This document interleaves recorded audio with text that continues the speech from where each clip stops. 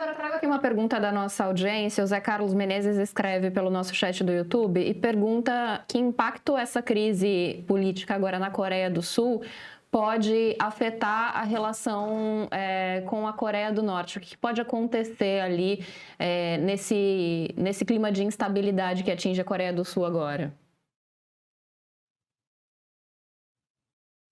Ok. Bom, talvez o Kim Jong-un seja contente com o que aconteceu, né? Porque ele não é muito... as crises na Coreia do Sul, para ele ficou contente. Mas, enfim, é difícil um pouco dar um prognóstico nesse momento, porque provavelmente, digo provavelmente, mas existe uma possibilidade que nós tenhamos ali um processo de impeachment, que o presidente saia ou que ele mesmo renuncie, e aí teremos um processo de substituição de um novo presidente. E a gente não sabe quem é que pode ingressar. Como a gente sabe, tem lá a linha, né, como do presidente Yoon Suk-yeol, que ele é mais, vamos dizer, busca um contencioso com a Coreia do Norte. Né? No próprio discurso, na campanha, ele dizia assim, olha, cansamos da Coreia do Sul ajudar a Coreia do Norte, cansamos de fazer investimentos, de cooperar. Não, agora se a Coreia do Norte tem que entrar na linha, mas vai ser agora de uma maneira mais, vamos dizer, linha dura. Né? Mas tem outros que defendem, outros políticos na Coreia do Sul que defendem que não é dessa forma que deve ser feito, vamos negociar. O próprio Moon Jae-in, que foi o presidente anterior, ele defendia essa linha. Ele não teve sucesso também, né? Ele tentou algumas vezes, mas não conseguiu ter sucesso ali. Então, acho que temos que aguardar um pouquinho para ver quem avança, né? Quem consegue seguir com uma liderança, e isso pode levar a uma aproximação ou uma tensão maior com relação à Coreia do Norte.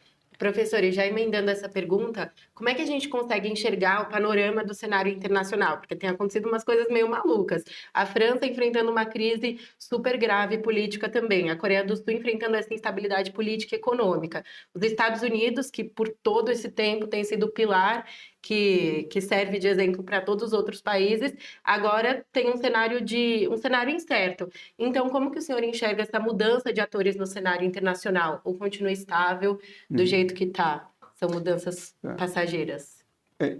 Infelizmente, vou pintar aqui talvez um quadro um pouco otimista, né? Mas quando a gente falava da Guerra Fria, a gente tinha... Bom, eu que sou mais velho, né? A gente falava assim, bom, o mundo é bipolar, e aí vamos ter as ogivas, vamos ver quem tem mais ogivas e pode destruir o mundo várias vezes.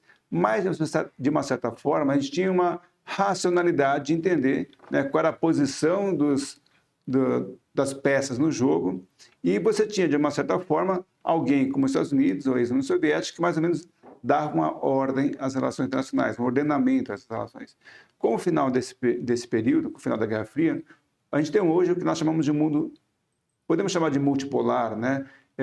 Em que você não tem mais uma liderança clara. E o próprio Estados Unidos, e aí, voltando para o caso do primeiro mandato do presidente Trump, ele ajudou muito a tirar os Estados Unidos de uma liderança, né, de uma coordenação. A gente podemos ver aí a análise do presidente Trump em relação à OTAN, que é um órgão importante na área de segurança, e ele criticou, falou que ia tirar os Estados Unidos, criou brigas. O próprio Macron, né, que passa por uma crise agora, teve ali trocas de farpas com o presidente Donald Trump naquele momento. Então, eu creio que este momento é um momento bastante preocupante, porque a gente não tem aquela referência do que é uma democracia, até porque os Estados Unidos deixou de ser essa referência para o que a gente está vendo, e aí isso cria a possibilidade, bom, se os Estados Unidos não segue mais aquilo que ele dizia que era democracia, como é que ele vai ser referência para outros países? Como é que os Estados Unidos vai pregar democracia?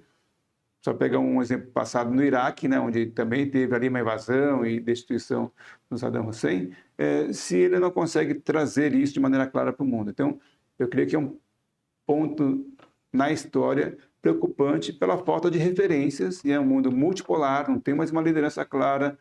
As instituições, que eu falei na casa da Coreia do Sul, são importantes porque deram uma certa estabilidade, mas as instituições no mundo hoje, elas também estão enfraquecidas, né?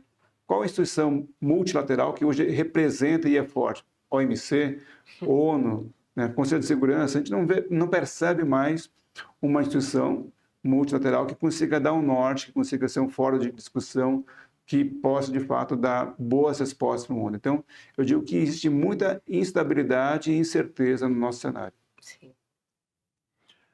Júlia, é com você.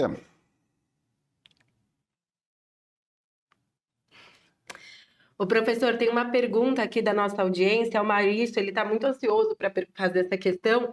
Ele está perguntando quanto à repressão ditatorial contra os sindicatos, que a gente viu o fortalecimento da democracia, mas ele, segundo ele, já dura 60 anos essa perseguição. Como que a gente consegue ver a voz do povo nesse momento, clamando pela democracia e, ao mesmo tempo, essas instituições, essas entidades que representam o povo tendo essa perseguição ou não tem essa perseguição? Qual que é a visão do senhor quanto a isso?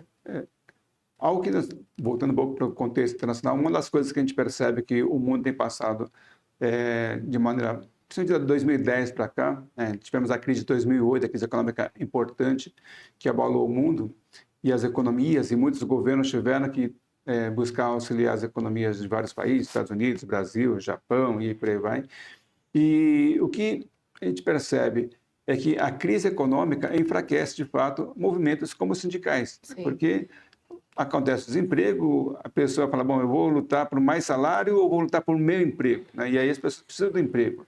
Então, isso acaba fazendo com que haja uma certa prevalência de teorias mais liberais, de vamos deixar para o livre mercado, os sindicatos, até porque as pessoas, vamos pegar o caso do Brasil, as pessoas já recebem pouco e ainda tem que pagar uma contribuição sindical que elas não sabem como é que isso vai ser utilizado, e isso enfraquece o sindicato e acho que em outros lugares do mundo também. Então, eu penso que, momentos de crise, e a gente passamos em 2008, tivemos outras crises decorrentes da pandemia, então em momentos em que a economia mundial e a economia dos países estão fracas, é difícil de pensar em movimentos sindicais fortes, porque de fato, as crises econômicas enfraquecem os sindicatos. As pessoas vão pensar, bom, eu tenho que sobreviver, tenho que trabalhar, e nisso eu tenho que me preocupar mais com o meu trabalho do que necessariamente com algum outro benefício que o sindicato, às vezes, até quer expor. Não estou dizendo que seja ilegítimo. É legítimo, mas as circunstâncias e o contexto não permitem que isso avance, na minha opinião. Sim.